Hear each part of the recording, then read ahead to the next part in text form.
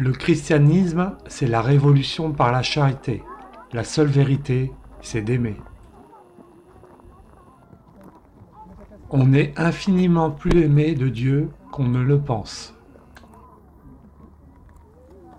Le Seigneur nous a aimés au prix fort. Nous ne pouvons pas l'aimer à bas prix.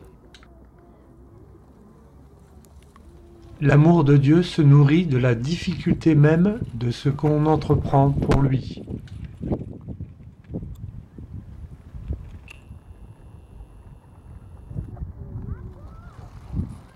Mon prochain, c'est celui qui dans ce moment-ci a besoin de mon assistance.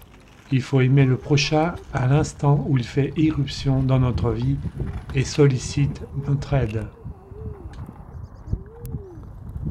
Aimer, ce n'est pas rester sur place et attendre les autres. Aimer, c'est aller au-devant d'eux. Il ne suffit pas d'aimer les autres, il faut le montrer. Aucune philanthropie ne peut rivaliser avec l'urgence du précepte évangélique, qui prescrit d'aimer ceux qui sont les plus petits, les plus esseulés, ceux qui souffrent le plus.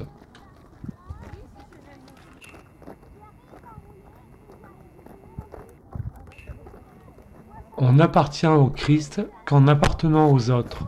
Notre conduite envers le prochain est la révélation de notre véritable attitude vis-à-vis de Dieu.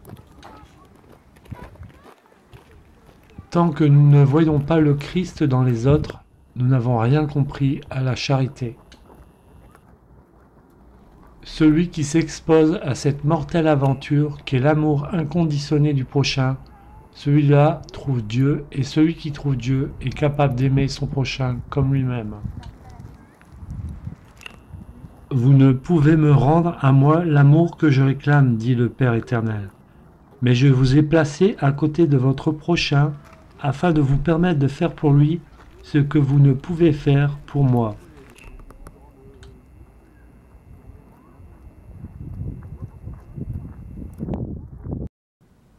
Une vie vécue pour le bien des autres est toujours une vie heureuse. Je suis sûr que la charité aura raison un jour de la violence, de l'égoïsme et de l'argent.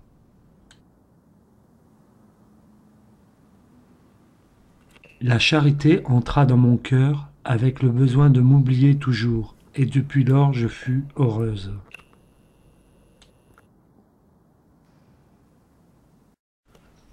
Si vous faites du mal à une personne que vous n'aimez pas, vous arriverez à la détester davantage encore. Si au contraire vous rendez service à quelqu'un que vous n'aimez pas, vous commencerez à l'aimer.